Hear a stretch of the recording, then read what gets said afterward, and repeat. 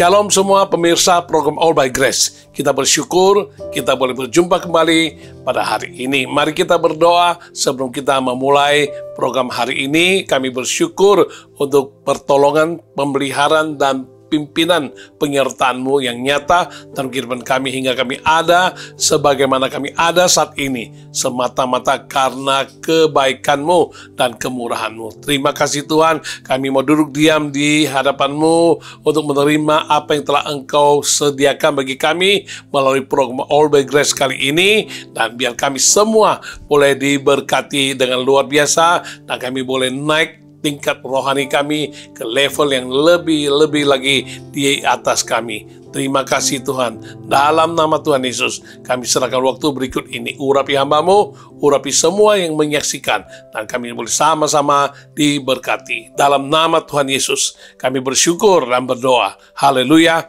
Amin. Haleluya.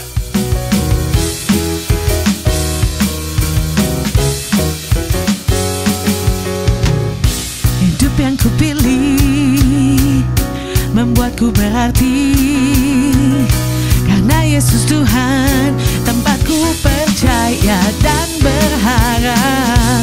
Ku buka mataku, lihat sekelilingku. Ku harus nyatakan kebenarannya yang membebaskan, karena kuasa-Mu, karena kehebatan-Mu, ku dapat lakukan perkara besar yang Engkau janjikan. Yesus, Kaulah sahabatku. Yesus, Kau yang akan selalu berada di sisiku. Kau sumber kuatku. Yesus, Kaulah sahabatku. Yesus, Kau yang tak pernah jemu-jemu di sisiku. Kau sumber kuatku.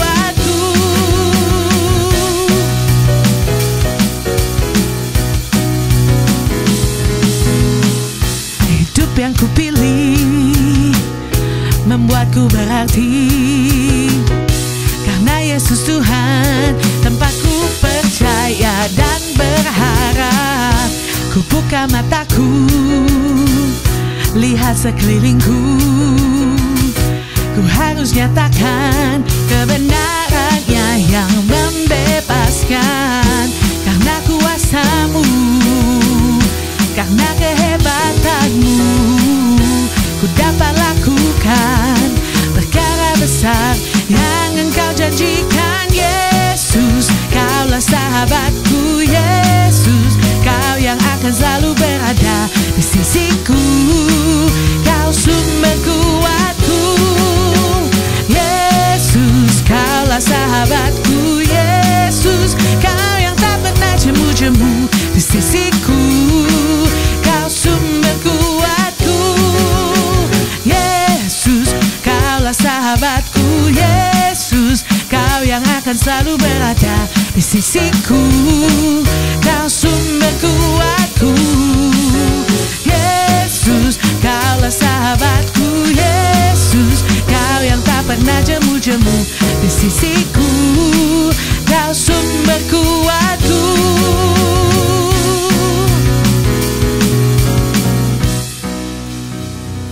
Saya percaya banyak dari kita pernah berkata atau minimal mendengar bahwa hidup ini adalah perjuangan, khususnya ketika kita menasihati seseorang, mendorong agar dia tidak menyerah karena lelah dan karena menghadapi banyak tantangan atau rintangan atau masalah.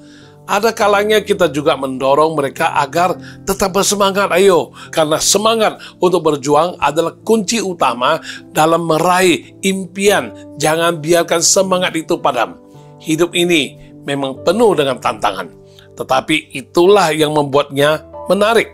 Teruslah berjuang. Hanya dengan terus berjuang, impian-impian besar akan terwujud menjadi kenyataan. Sesungguhnya, mimpi-mimpi yang besar hanya bisa diraih dengan perjuangan yang besar pula. Jangan lelah untuk mewujudkannya. Dalam realita, banyak sekali orang sukses dalam bidangnya masing-masing. Dan apabila ditanya bagaimana mereka meniti jalan menuju kesuksesan, seperti yang nampak pada saat ini, maka kebanyakan dari mereka pasti akan setuju dan mengonfirmasi dan mengatakan bahwa kalau semua kesuksesan itu mereka awali dengan perjuangan atau berjuang, kerja keras, dan tidak kenal lelah, pantang menyerah, tidak mau ditundukkan oleh kesulitan, apalagi oleh kegagalan. Sebagian orang sukses mungkin juga mengatakan bahwa kegagalan bukanlah akhir dari segalanya, melainkan awal dari perbaikan diri yang harus kita bangkit kembali dan teruslah berjuang untuk menggapai cita-cita. Keberhasilan bukan sesuatu yang mudah diperoleh. Itulah sebabnya kita harus berjuang dengan tabah. Saat semuanya itu terasa berat, ingatlah itu adalah bagian dari proses menuju kepada kesuksesan. Seseorang yang sukses dan bijak, dia pernah berkata, kuatkanlah hati dan berjuanglah untuk meraih kehidupan yang lebih baik. Perjuangan hari ini justru akan menjadikanmu pemenang di hari esok. Teruslah berjuang. Kelelahan adalah hal yang wajar, tetapi tidak boleh menjadi alasan untuk kita menyerah. Jangan biarkan lelah mengurangi semangat dalam meraih mimpi. Inilah ujian sejatinya. Kita dapat mencermati tanaman kurma misalnya, yang merupakan tanaman yang bisa tumbuh dan berbuah di lahan yang minim sumber air dengan cuaca yang ekstrim lagi, yaitu di padang gurun. Ketika ia ditanam benihnya, benih kurma itu akan dimasukkan ke dalam lubang pasir padang gurun yang dalam. Kemudian lubang tersebut ditutup dengan sebuah batu. Dengan adanya batu di atasnya, benih kurma seolah-olah terhambat, tetapi benih kurma itu justru akan bertumbuh ke bawah, memanjangkan akarnya, mencari hingga menemukan sumber air, sehingga ia memiliki energi untuk tumbuh ke atas dengan membelok atau menerobos dan memecahkan batu tersebut. Dari kisah benih kurma di atas, kita mendapati bahwa perjuangan bukanlah sebuah hal yang asing bagi semua makhluk ciptaan Tuhan. Sering kita lihat juga bagaimana sebuah tunas kecil yang menyembul dari balik bebatuan di trotoar jalan misalnya, atau di dinding yang seharusnya bukanlah tempat yang lembut, enak, yang memungkinkannya untuk bertumbuh. Kita juga paham peristiwa metamorfosis, yaitu perjuangan seekor ulat bulu, binatang yang menggelikan, lalu masuk ke dalam tahap kepompong, dan kemudian berubah menjadi seekor kupu-kupu. Untuk bisa keluar dari kepompong, kupu-kupu itu harus berjuang menggerak-gerakkan sayapnya sampai akhirnya menerobos keluar dan menjadi kupu-kupu dengan sayap yang kuat untuk bisa terbang. Demikian juga halnya dengan proses perjuangan kelahiran manusia ke dalam dunia ini. Sesungguhnya perjuangan merupakan bagian yang tak terpisahkan dari kehidupan setiap makhluk di dalam dunia ini. Secara sederhananya, perjuangan menandakan adanya kesulitan yang harus dilewati demi mencapai tujuan atau sesuatu yang ingin diperoleh. Seorang bayi berjuang untuk bisa belajar, berjalan dari yang tadinya merangkak, kemudian berdiri, dan perlahan tapi pasti mulai mengambil langkah demi langkah kecil. Tentu saja ini tidak selalu mulus. Ada kalanya mereka jatuh dan menangis. Tetapi sebagai orang tua, kita mengerti pentingnya bayi harus berjuang agar bisa bertumbuh dan berkembang. Akhirnya mereka pun bisa berjalan, kemudian bahkan bisa berlari. Hidup setiap manusia, mulai dari anak-anak, harus bersekolah hingga satu taraf ikuti kuliah. Mereka berjuang belajar agar bisa lulus. Mereka ikut les, belajar sampai larut malam, membuat PR, ya demi bisa memperoleh nilai yang baik bagi masa depannya. Mencari pekerjaan pun membutuhkan perjuangan.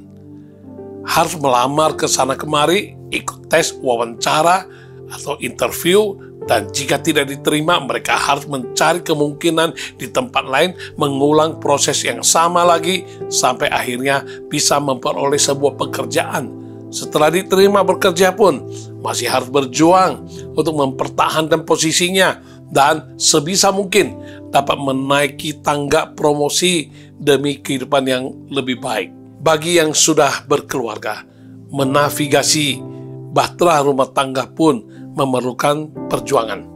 Harus saling mengorbankan ego masing-masing, saling mengerti, saling membangun, dan bersama-sama bekerja sama dalam banyak hal.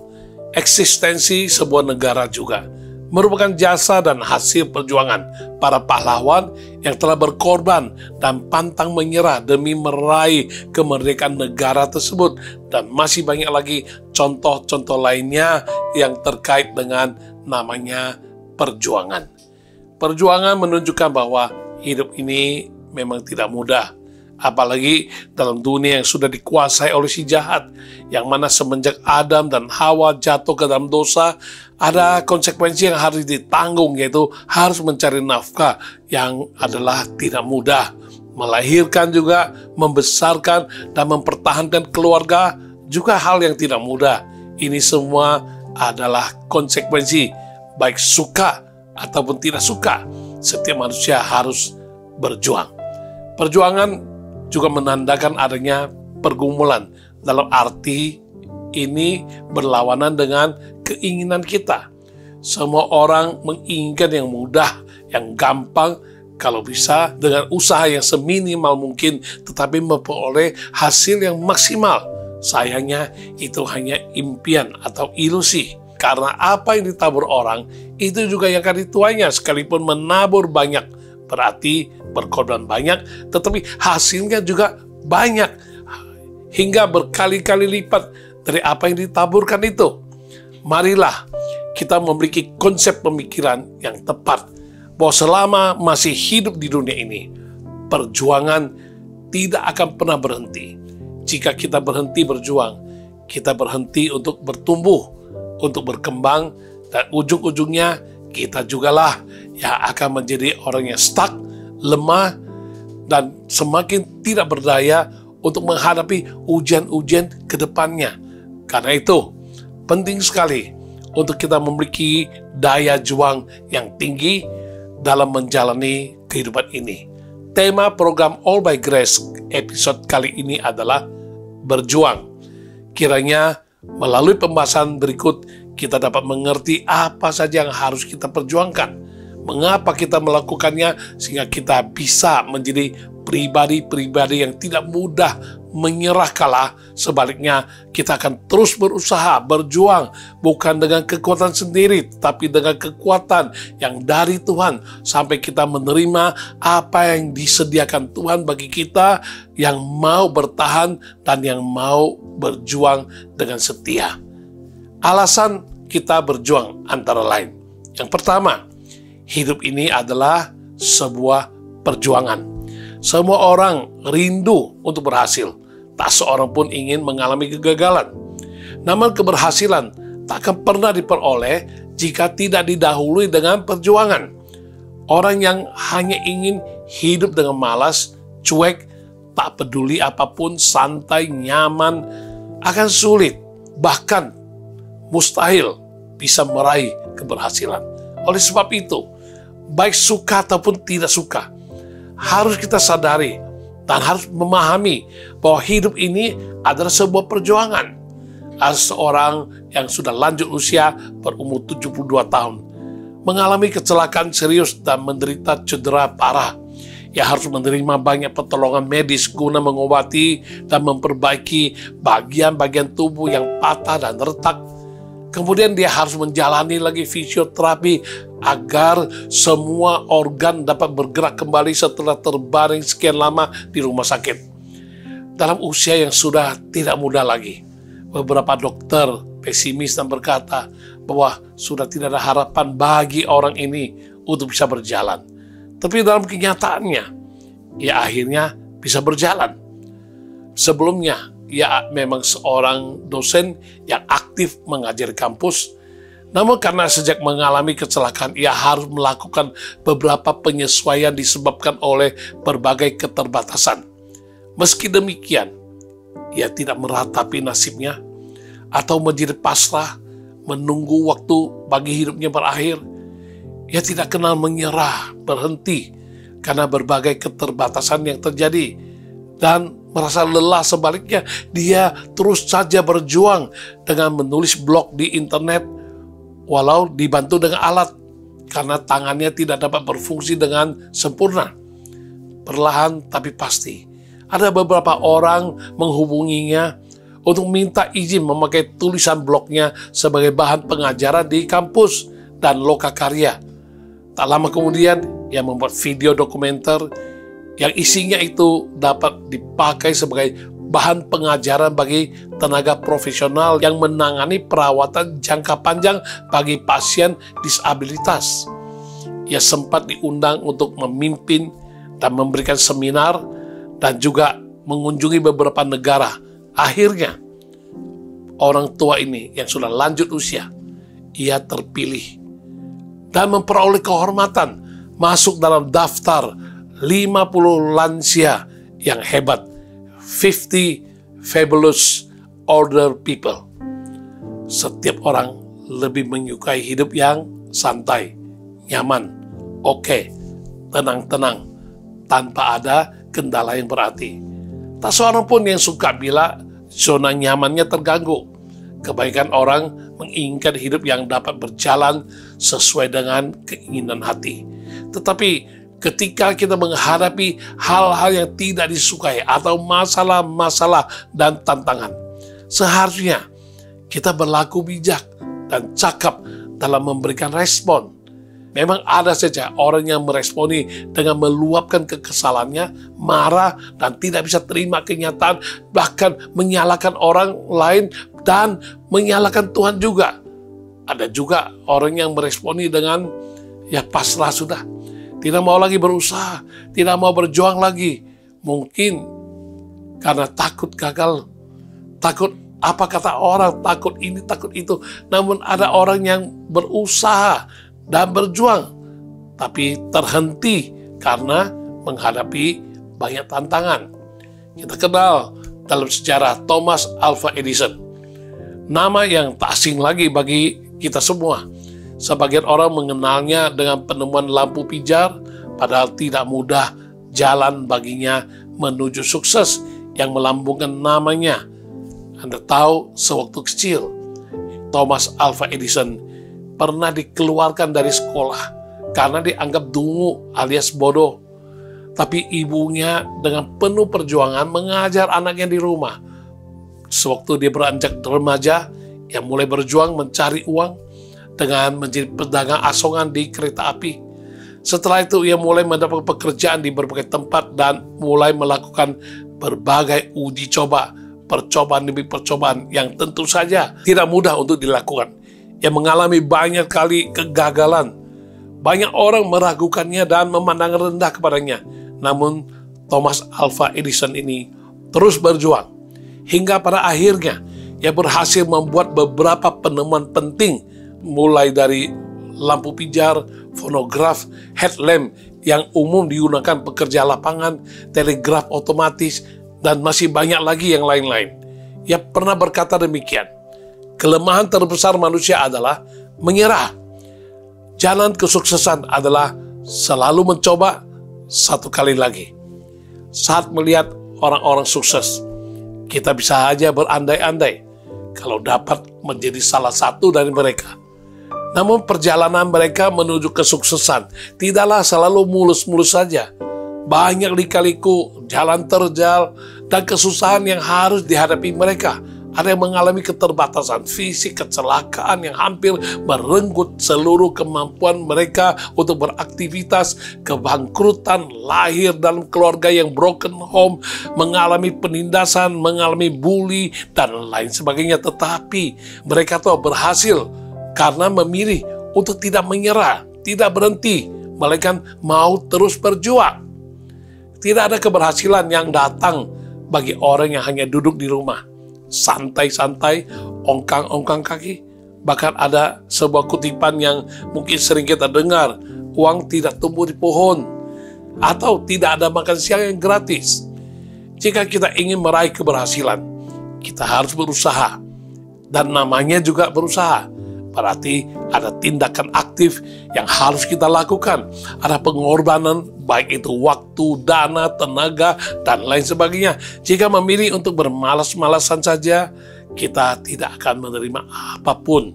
Sebagaimana yang disampaikan oleh penulis Amsal dalam Amsal pasal 12 ayat yang ke-27 berkata, orang malas tidak akan menangkap buruannya, tetapi orang rajin akan memperoleh harta yang berharga.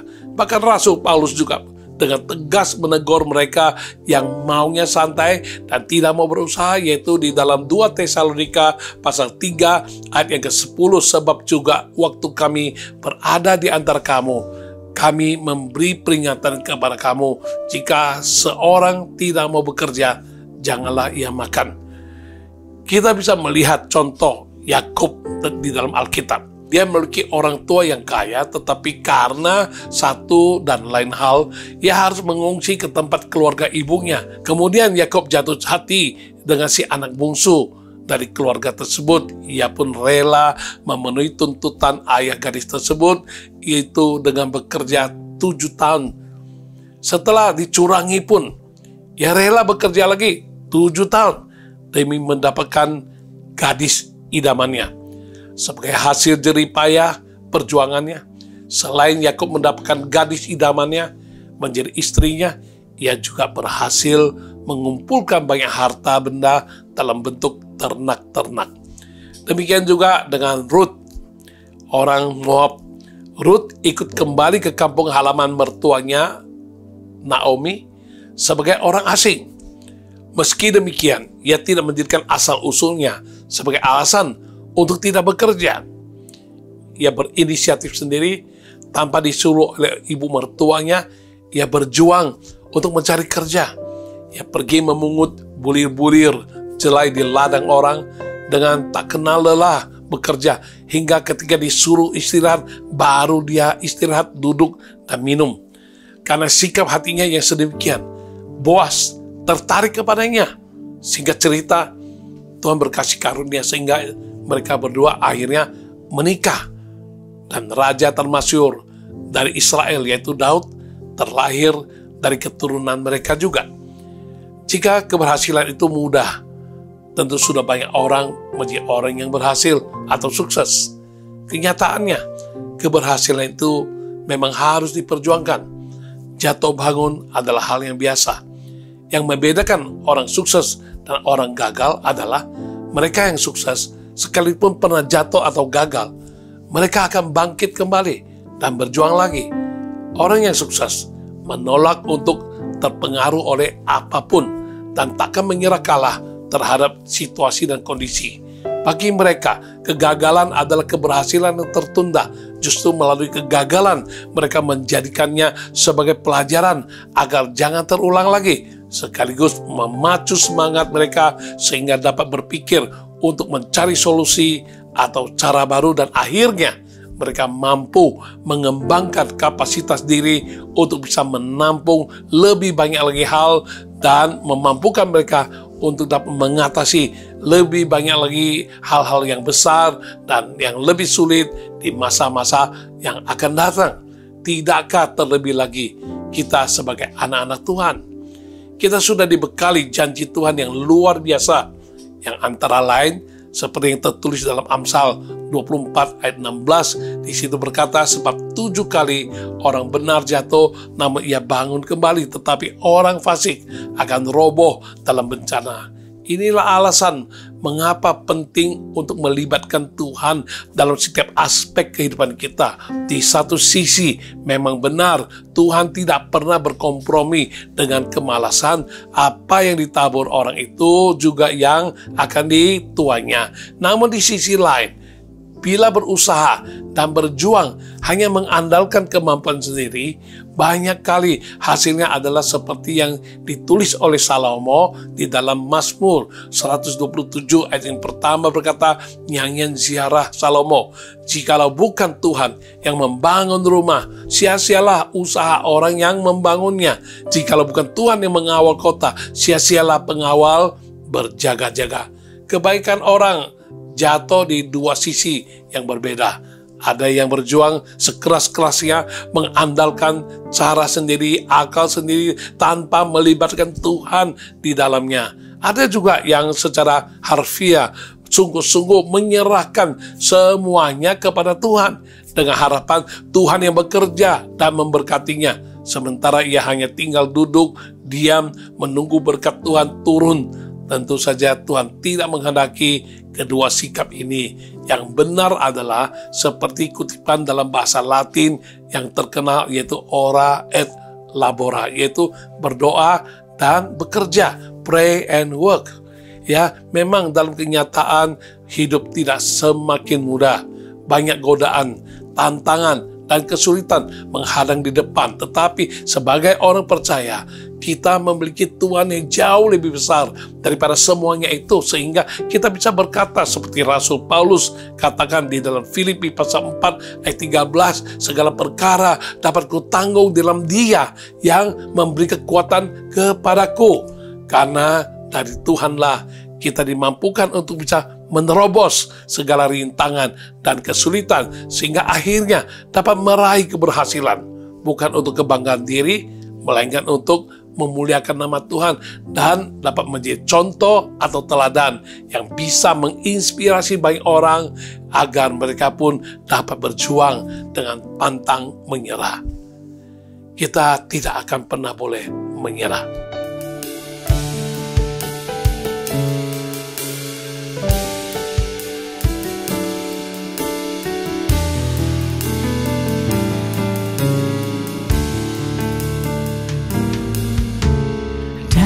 Segala perkara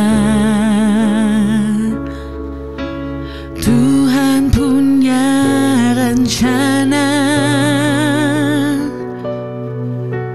yang lebih besar dari semua yang terpikirkan. Apapun yang kau perbuat, tak ada maksud jahat, sebab itu ku lakukan semua denganmu Tuhan.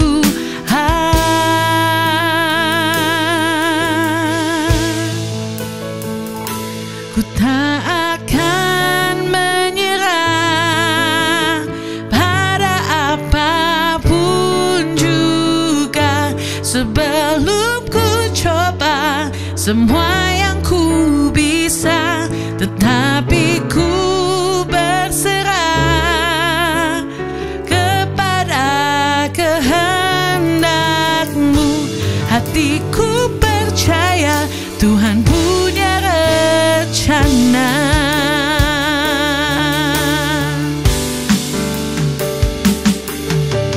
Dalam segala perkara Tuhan punya rencana yang lebih besar dari semua yang terpikirkan. Apapun yang kau perbuat, tak ada maksud jahat, sebab itu ku lakukan semua denganmu Tuhan. Ku tak akan menyerah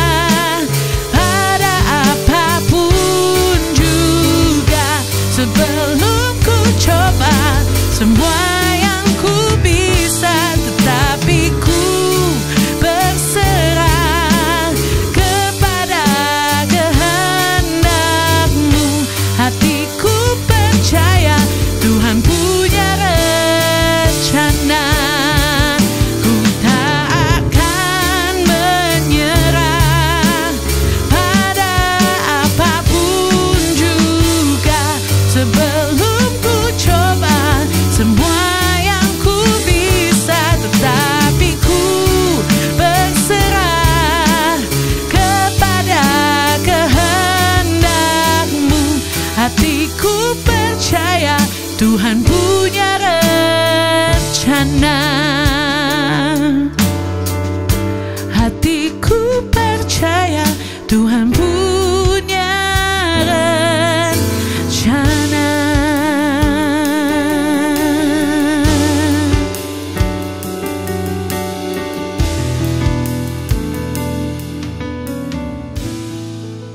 Alasan kedua, mengapa kita berjuang adalah untuk masa depan. Adalah wajar bila kita ingin memiliki masa depan yang sesuai dengan kerinduan hati, yang baik, yang benar, yang berkenan kepada Tuhan. Namun untuk bisa meraih masa depan yang demikian, kita tidak boleh tak berjuang. Jangan sampai kita hanya diam di tempat, minim usaha, enggan cari peluang, apalagi menunggu sampai peluang itu datang menghampiri kita. Seorang anak kehilangan ayahnya saat berusia 6 tahun. Karena ibunya bekerja mencari nafkah, ia mau tidak mau mengurus kedua adiknya. Di masa itulah anak ini terlatih untuk memasak. Ketika beranjak dewasa, demi memenuhi kebutuhan hidup, ia bekerja di berbagai macam bidang, mulai dari menjadi buruh, agen asuransi, hingga menjual ban, tapi ia tidak pernah meraih keberhasilan yang benar-benar seperti yang didambakannya. Sampai suatu ketika, sekalipun ia sudah bisa berusaha dengan baik, memiliki bisnis kapal feri dan perusahaan lampu, tetapi karena ketatnya persaingan dan hal-hal lainnya, bisnisnya itu satu persatu ditutup. Setelah gagal berjuang di berbagai bidang usaha, akhirnya ia kembali lagi ke hobi semula di masa kecilnya, yaitu memasak. Ia pun mendirikan usaha rumah makan yang berhasil bertahan sampai belasan tahun dan berhasil membeli sebuah motel yang diubahnya menjadi restoran juga. Sayangnya, tempat itu mengalami kebakaran dan karena perubahan tata letak kota, lokasi rumah makannya menjadi tidak strategis lagi dan sepi pengunjung, hingga akhirnya ia menjual usahanya itu. Tetapi ia masih belum mau menyerah. Dia mengingat bahwa para pelanggannya dulu sangat menyukai ayam goreng buatannya. Ia pun mulai memutuskan untuk menyempurnakan resep tersebut sehingga memiliki ciri khas. Di usia yang sudah tidak muda lagi dan menderita rematik, ia menghabiskan waktu 1 tahun berjuang, meracik, dan menyempurnakan resep ayam gorengnya hingga selesai. Lalu ia berjuang lagi, menawarkan resep ayam gorengnya itu ke banyak pemilik restoran. Selama 2 tahun ia berjuang dan terus melakukannya, namun selalu ditolak. Bahkan ada orang yang berkata bahwa orang tua ini sudah ditolak 1000 kali. Sekalipun demikian, ia pantang menyerah dalam berjuang, hingga akhirnya perjuangan itu membuahkan hasil dengan adanya pemilik restoran yang mau membeli resep ayam gorengnya. Kakek tua ini yang dikenal dengan nama Colonel Sanders, penemu resep ayam goreng Kentucky Fried Chicken atau KFC yang sangat terkenal dan masih terus menguasai pasar di berbagai belahan dunia ini. Sesungguhnya Tuhan sudah memberikan janji kepada kita sebagai orang percaya bahwa masa depan kita sungguh ada dan harapan kita tak akan hilang. Terhadap janji Tuhan ini, sepatutnya lah kita mengaminkannya. Bahkan Tuhan berjanji pula bahwa rancangannya adalah rancangan damai sejahtera, bukan rancangan kecelakaan, dan akan memberikan hari depan yang penuh harapan. Ini dikatakan oleh Nabi Yeremia pada saat itu. Namun ini bukan berarti kita tidak perlu berjuang, berusaha, apalagi kita memahami bahwa iman bila tidak disertai dengan perbuatan, itu adalah mati. Tiada gunanya. Ada yang memang menjadi bagian Tuhan, dan dia pasti akan melakukannya dengan setia. Tetapi jangan lupa, ada juga bagian yang harus kita lakukan. Masa depan yang cerah, cemerlang, tak akan datang sendirinya. Kita harus berjuang mulai dari sekarang ini, karena bagaimana masa depan kita justru ditentukan oleh bagaimana kita menjalani hidup kita di masa kini. Bila kita hanya berandai-andai tentang seperti apa masa depan yang penuh harapan itu, maka pengandaian kita itu bisa jadi hanya merupakan suatu impian atau angan-angan belaka yang jika tidak disertai dengan perbuatan nyata. Penulis Amsal menasihatkan kita dalam Amsal 13 ayat yang keempat, hati si pemalas penuh keinginan tetapi sia-sia, sedangkan hati orang rajin diberi kelimpahan. Sah-sah saja bila Anda memiliki keinginan untuk bisa meraih keberhasilan, tetapi apa daya, kendala demi kendala datang silih berganti.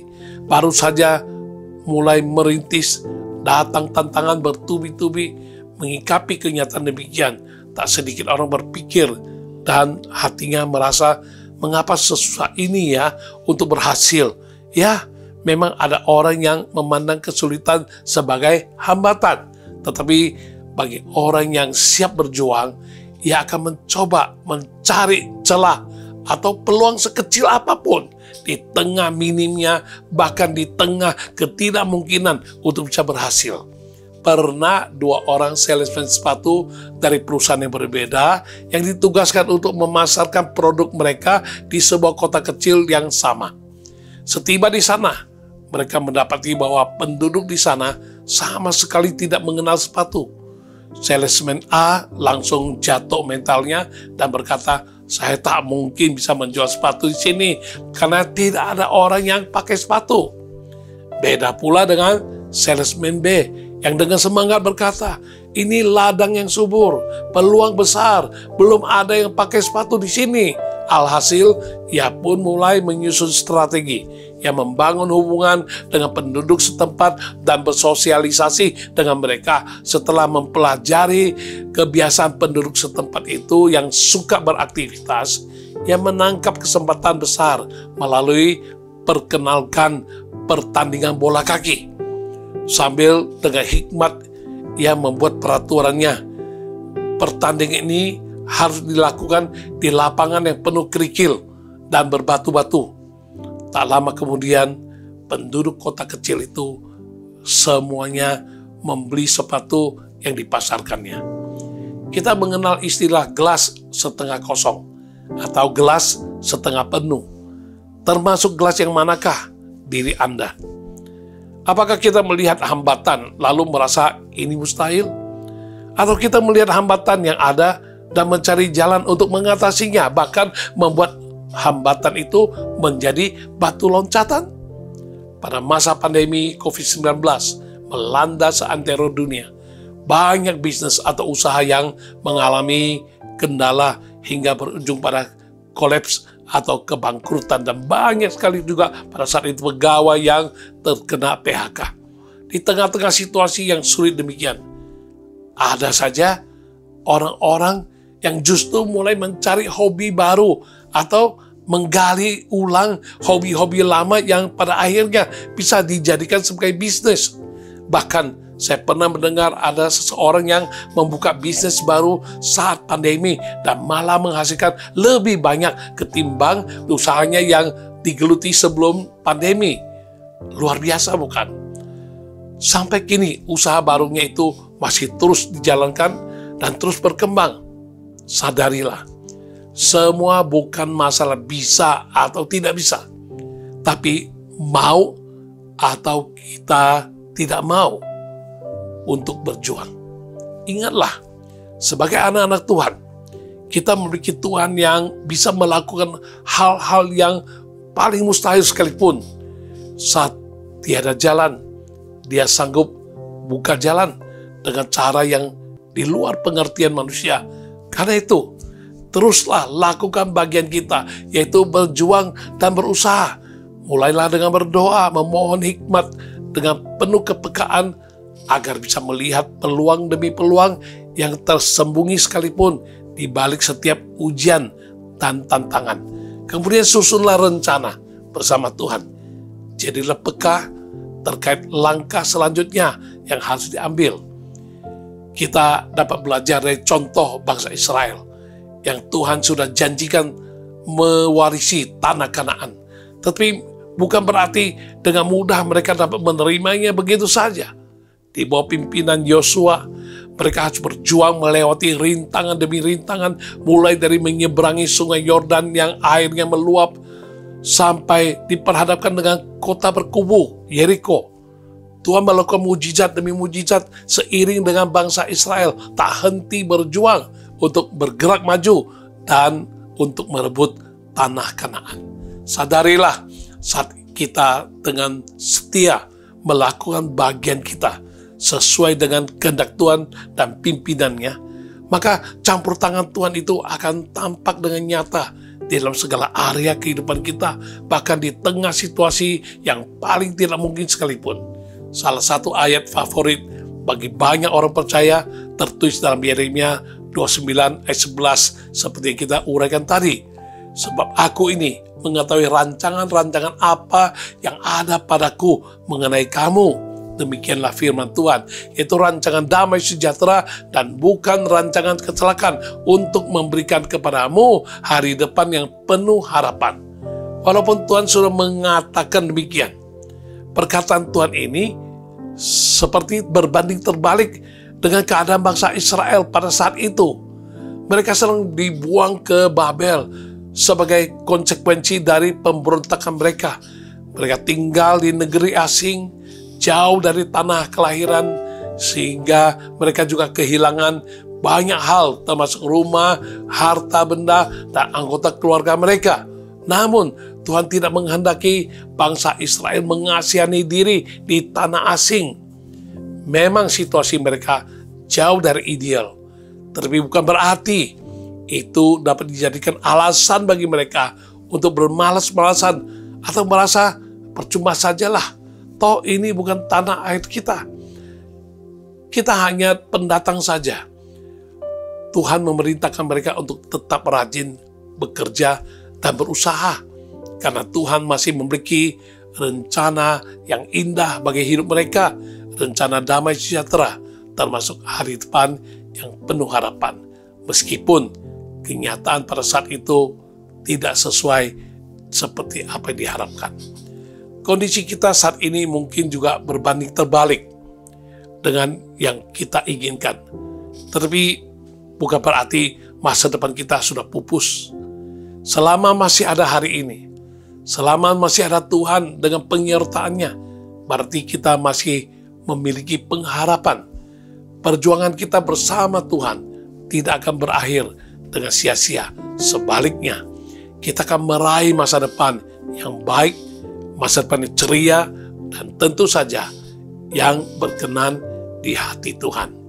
Karena itu, janganlah kita menyerah, teruslah berjuang, karena apapun situasi dan kondisi kita saat ini, Tuhan sanggup mendatangkan kebaikan dari semuanya itu.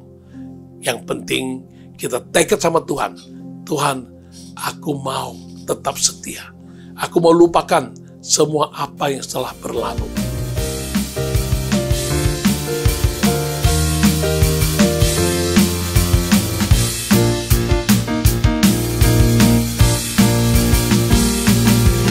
Lupakan yang telah lalu, mengarah pada tujuan, dengan mata memandang Tuhan Yesus,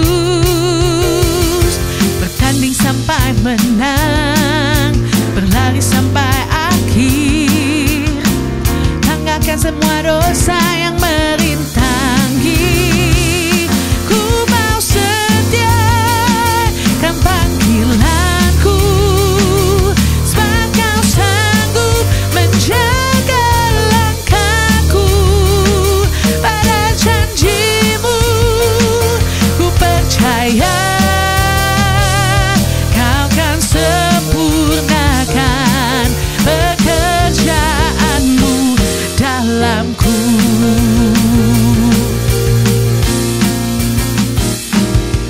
Lupakan yang telah lalu, mengarah pada tujuan, dengan mata memandang Tuhan Yesus,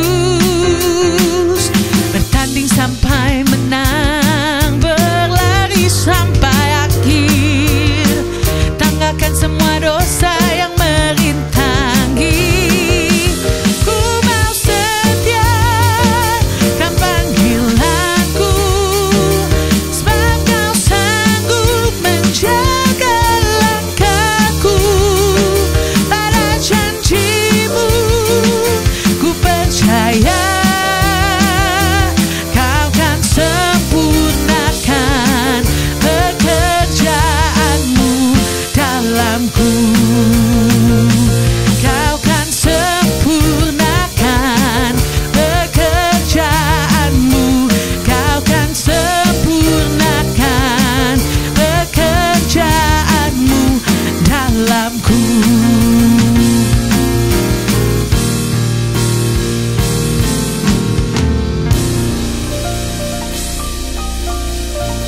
Alasan yang ketiga, kita berjuang untuk hal-hal yang kekal.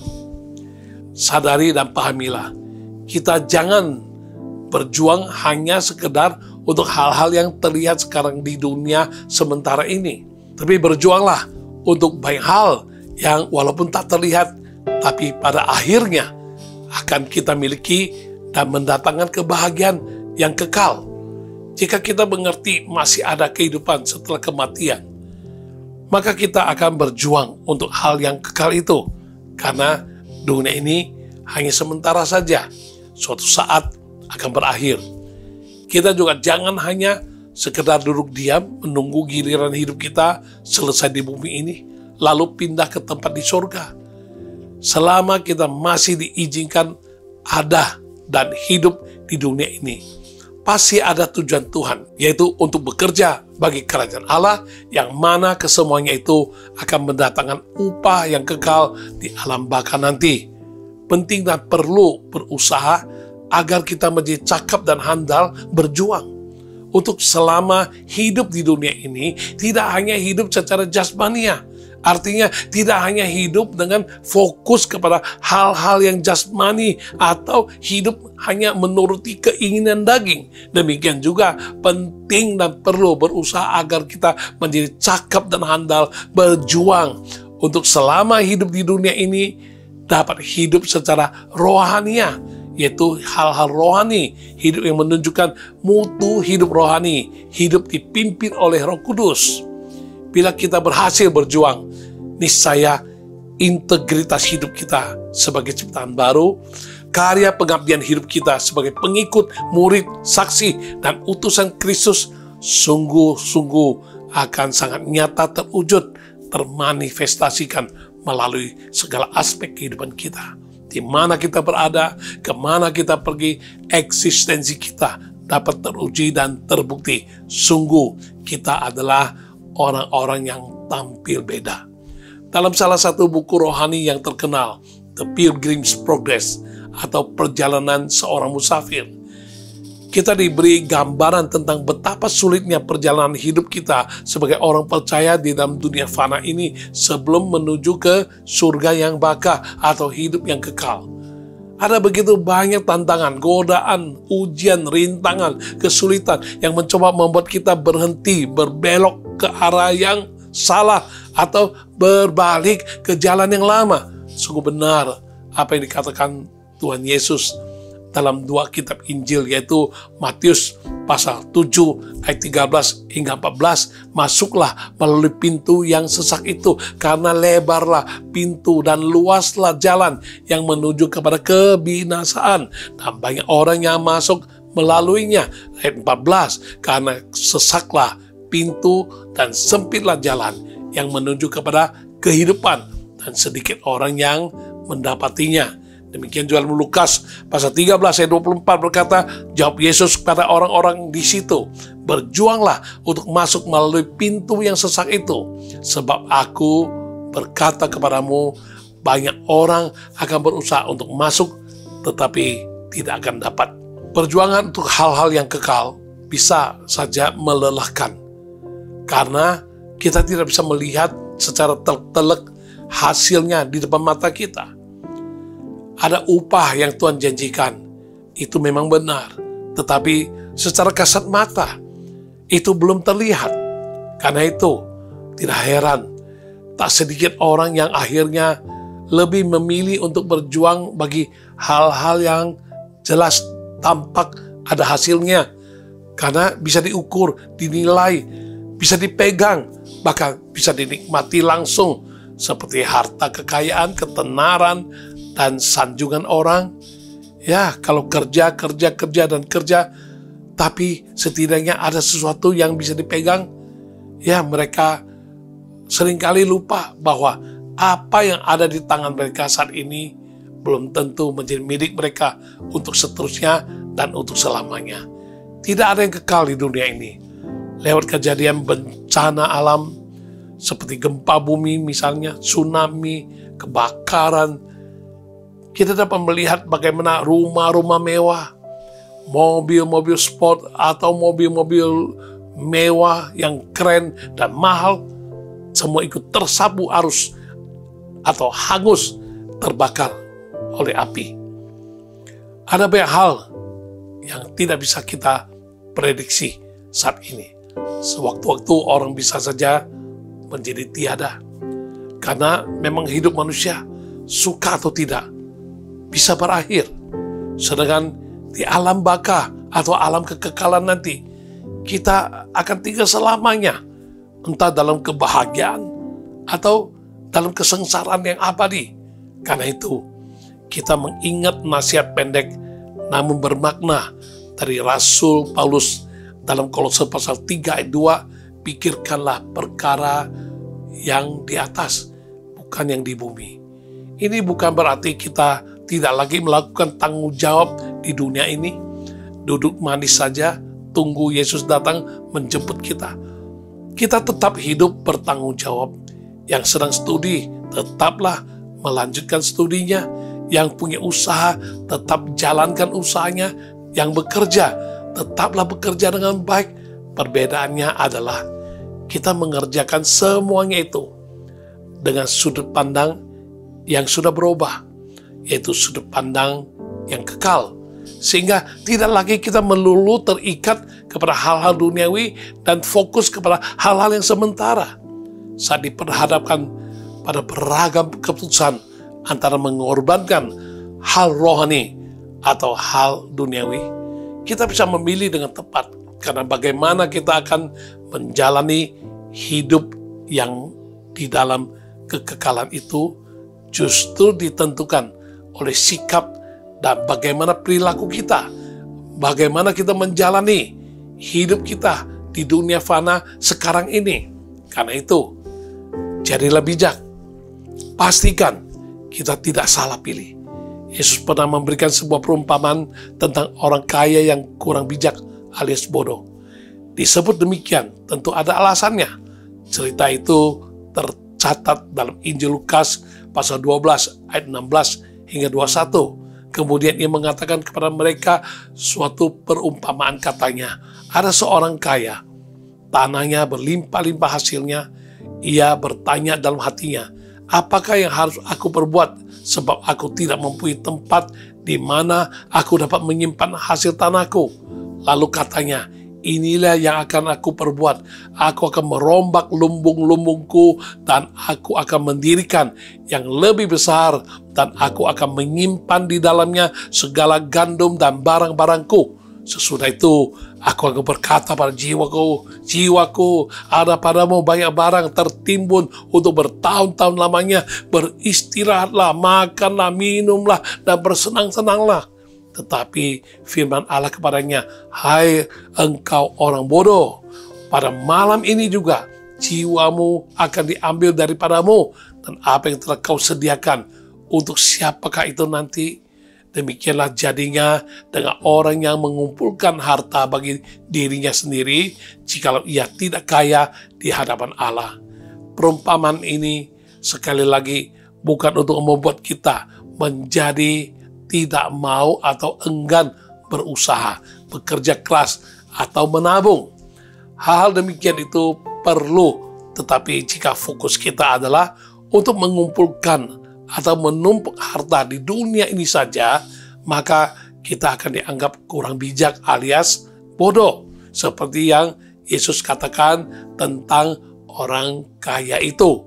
Jika diibaratkan, itu sama seperti seseorang yang sudah jelas-jelas tahu bahwa ia akan pindah ke luar negeri, tetapi masih saja ia membeli, menumpuk barang di rumahnya di negara asalnya. Kesemuanya itu nanti toh mau dibawa pun belum tentu cocok modelnya atau cara kerjanya, atau entah bisa dipakai atau tidak di negara yang baru. Akan lebih berhikmat jika kita mempersiapkan diri untuk tempat tinggalnya yang di sana, karena tempat tinggalnya yang sekarang ini hanya untuk sementara, dan sebentar lagi kita akan tinggalkan juga. Sebagai anak-anak Tuhan, kita sudah dijanjikan hidup kekal, rumah yang kekal, mahkota yang abadi, namanya juga kekal, abadi. Berarti bertahan selama-lamanya, tidak dapat rusak, hilang, atau dicuri. Itu adalah harta kita yang sejatinya dan sepenuhnya. Maka dari itu, Yesus mengingatkan kita akan hal ini dalam Matius pasal 6 ayat 19 hingga 21. Janganlah kamu mengumpulkan harta di bumi ngengat dan karat merusakkannya dan pencuri membongkar serta mencurinya, tetapi kumpulkanlah bagimu harta di surga. Di surga ngengat dan karat tidak merusakkannya dan pencuri tidak membongkar serta mencurinya, karena di mana hartamu berada, di situ juga hatimu berada. Karena itu, jadilah bijak dan marilah kita mulai memfokuskan diri untuk hal-hal yang bersifat kekal.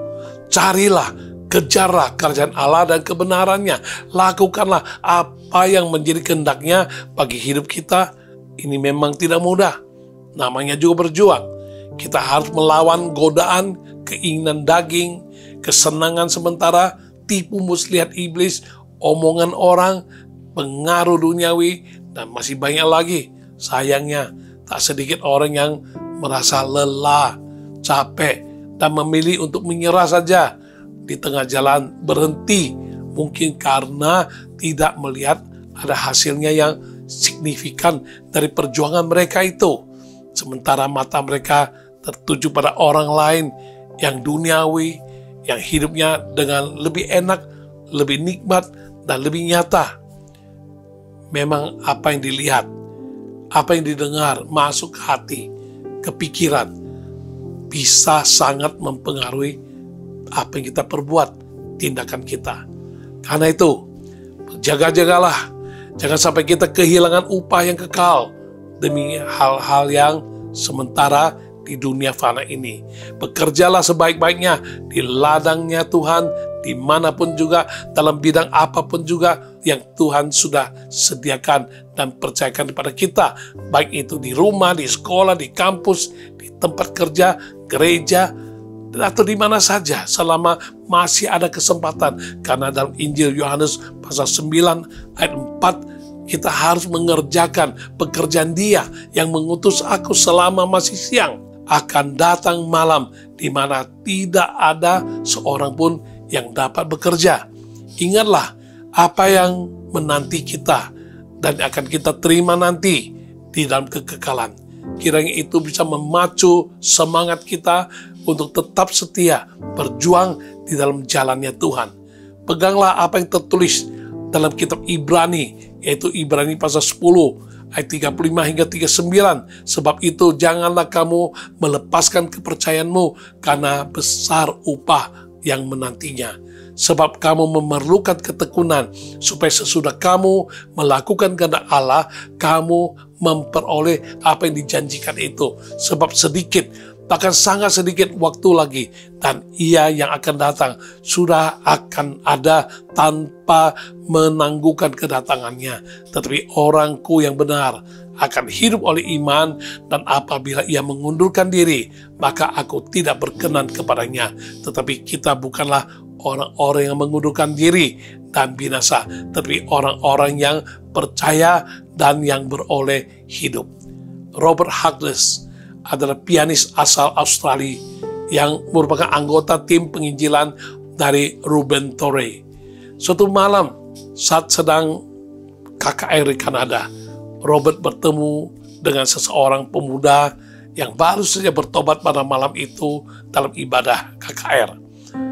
Pemuda itu berkata kepada Robert kalau ia sendiri takut, jangan-jangan ia tidak bisa bertahan lama dalam mengikut Yesus, tidak tahan dalam memegang imannya sampai akhir. Robert sangat terenyuh, bahkan sedih mendengar perkataan pemuda itu. Ia langsung terpikir, apakah para petobat baru lainnya juga berpikir yang sama? Bagaimana dengan mereka yang sudah lama percaya Yesus? Apakah mereka juga kepikiran seperti orang ini? Ia teringat akan firman Tuhan dalam Filipi pasal 1 ayat 6, yaitu Dia, Kristus, yang memulai pekerjaan baik di antara orang percaya. Dia juga akan menyempurnakan sampai pada kesudahannya. Robert segera menulis surat kepada temannya di Inggris yang adalah seorang penulis lagu untuk membuat sebuah lirik lagu berdasarkan pembicaraan dengan pemuda tadi. Tak lama kemudian, penulis tersebut mengirim balik sebuah lirik lagu yang berisi beberapa bait. Robert menulis not untuknya dan lahirlah sebuah lagu He Will Hold Me Fast, atau yang diterjemahkan secara bebas sebagai Dia akan memegangku. 100 tahun kemudian, seorang pendeta yang sedang dalam masa sulit yang tak terkatakan ditolong Tuhan setelah ia menemukan lagu ini.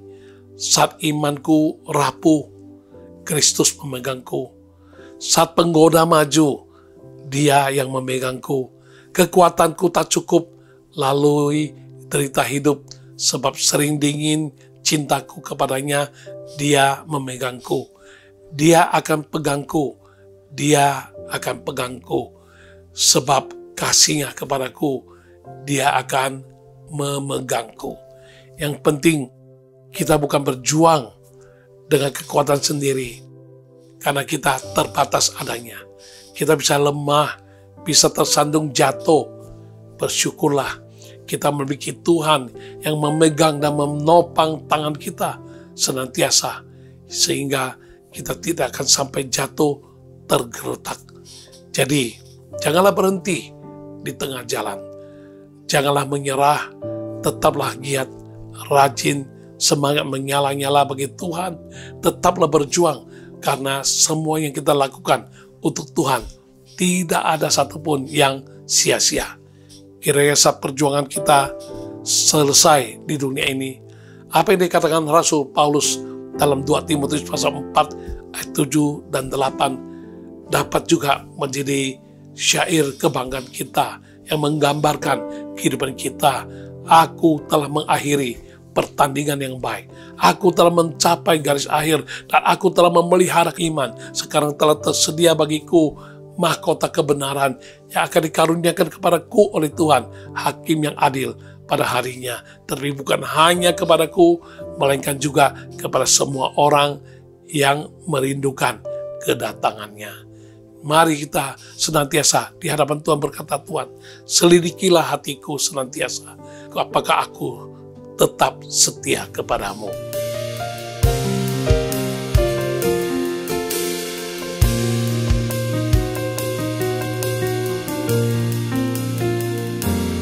Lidiki aku, lihat hatiku, apakah ku sungguh mengasihimu, Yesus, Kau yang Maha Tahu dan menilai hidupku.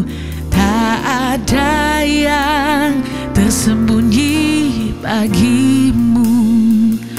Selidiki aku, lihat hatiku, apakah ku sungguh mengasihimu, Yesus, Kau yang Maha Tahu dan menilai hidupku. Tak ada yang tersembunyi bagimu. Aku lihat kebaikan-Mu yang tak pernah habis di hidupku. Ku berjuang sampai akhirnya Kau dapati aku tetap setia. Selidiki aku, lihat hatiku, apakah ku sungguh mengasihimu, Yesus, Kau yang Maha Tahu dan menilai hidupku.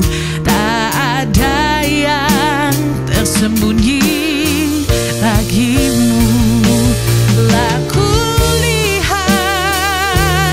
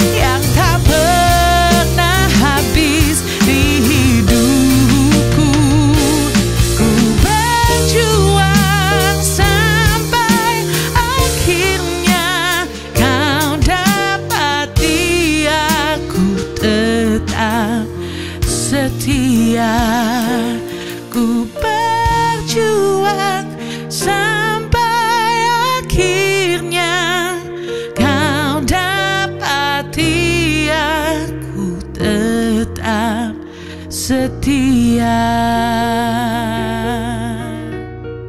Mari kita berdoa bersama-sama. Tuhan, kami bersyukur untuk pesan-pesan-Mu terkait dengan kehidupan kami yang harus berjuang.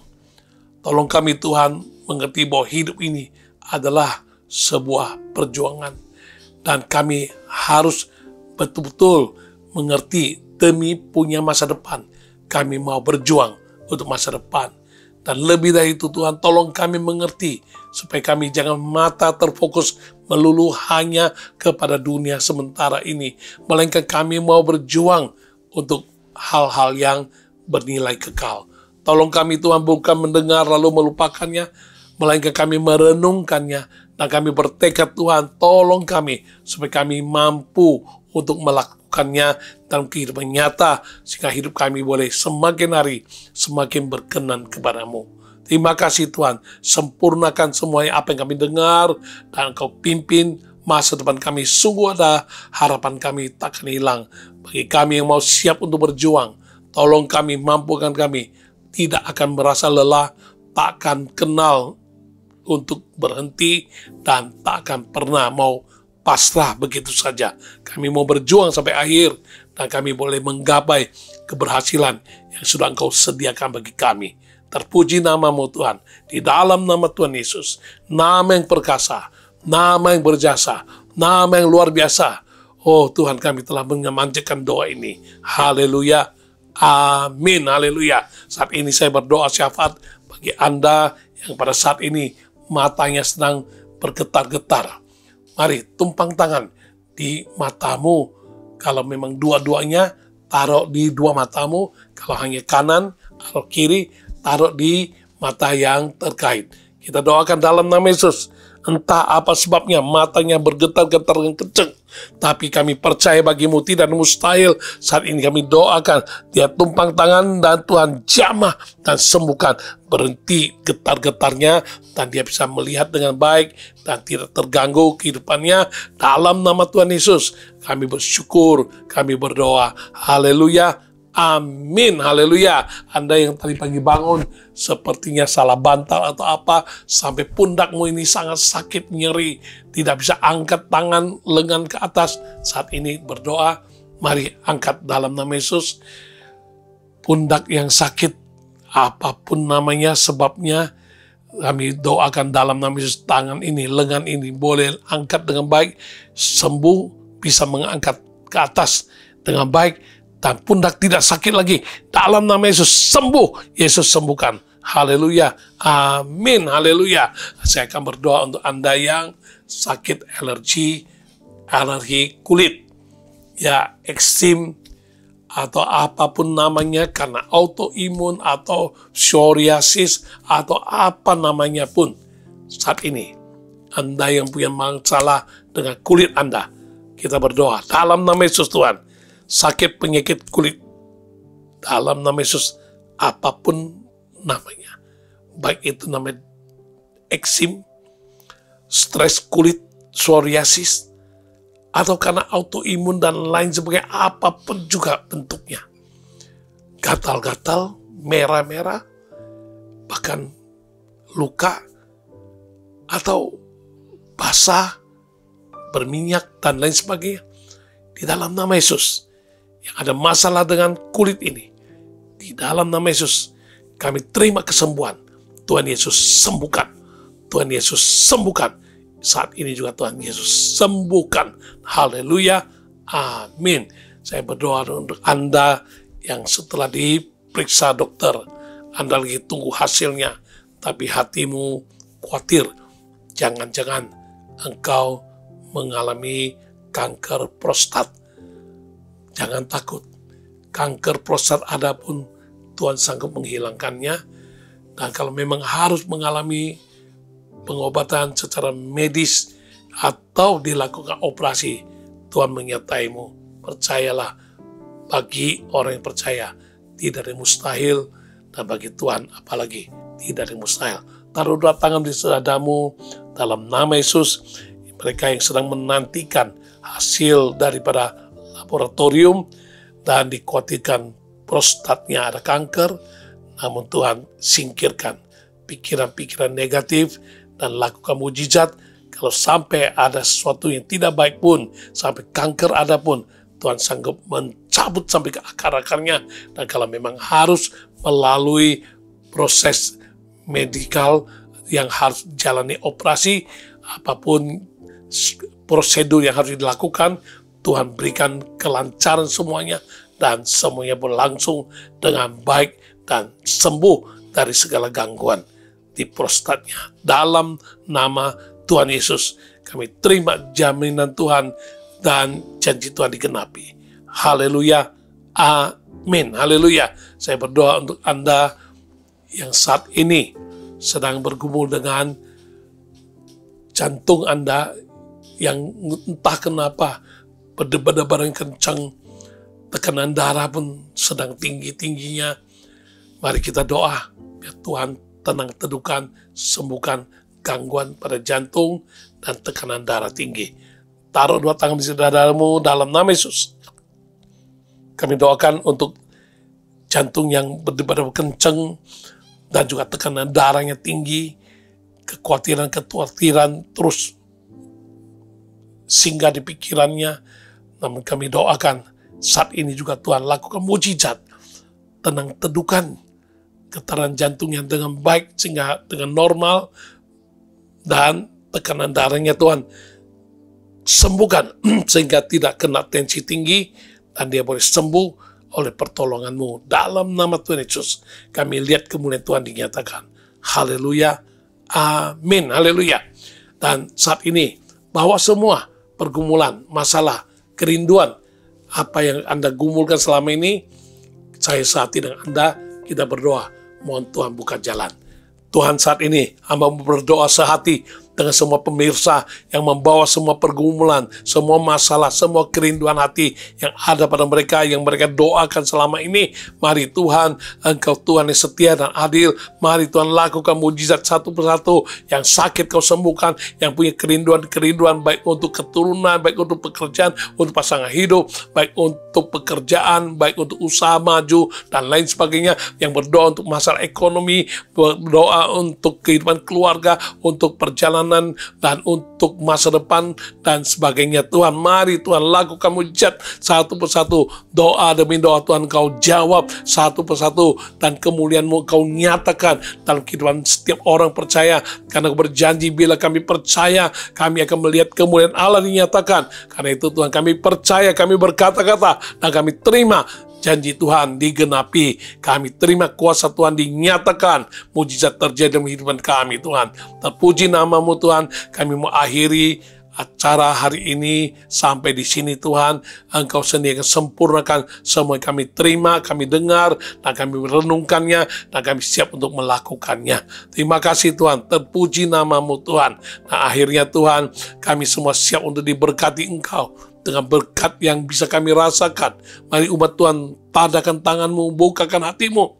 Terimalah berkat Tuhan. Kiranya damai sejahtera dalam Yesus Kristus yang bisa kau rasakan, dan saat ini turun atas-Mu menjadi berkat bagimu. Kasih setialah Bapa yang akan senantiasa melingkupi-Mu, bahkan kuasa Roh Kudus-Nya dengan kuasa yang memberikan Engkau pimpinan untuk menjalani kehidupan di dalam alam supernatural, akan terus menjadi berkat bagimu, mewarnai kehidupanmu mulai hari ini sampai Maranatha, sampai Yesus datang kembali kedua kalinya. Semua yang percaya dan terima berkat Tuhan, mari kita sama-sama berkata dalam nama Yesus, amin, haleluya. Dengan demikian sampai di sini perjumpaan kita hari ini, dan kami umumkan sehubungan dengan beberapa tim inti dari All by Grace akan ikuti program perjalanan dinas pelayanan di mission trip berbagai kota di Indonesia. Maka hari ini selesai, kita akan istirahat untuk beberapa minggu, dan kita jumpa kembali pada tanggal 18 Juli mendatang dalam episode yang baru. Kiranya Anda yang ingin mengikuti terus acara program All by Grace, Anda boleh putar kembali dari apa yang sudah ada di dalam YouTube channel, dan juga sambil doakan, nantikan kita jumpa kembali 18 Juli dengan jam yang sama 18.30 dalam episode yang akan datang. Tuhan Yesus memberkati, biar semua ini boleh mendapat perhatian Anda sekalian. Haleluya. Amin. Lebih dari pemenang dalam segala perkara, iblis telah dikalahkan oleh kuasa darahnya. Jika Allah di pihak kita, siapa dapat melawan? Kita lebih dari pemenang.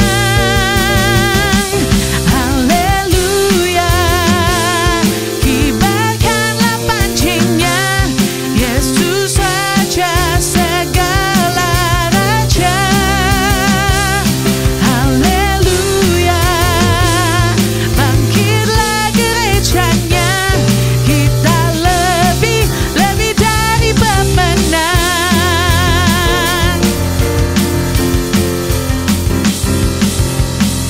Lebih dari pemenang dalam segala perkara, iblis telah dikalahkan oleh kuasa darahnya. Jika Allah di pihak kita, siapa dapat melawan?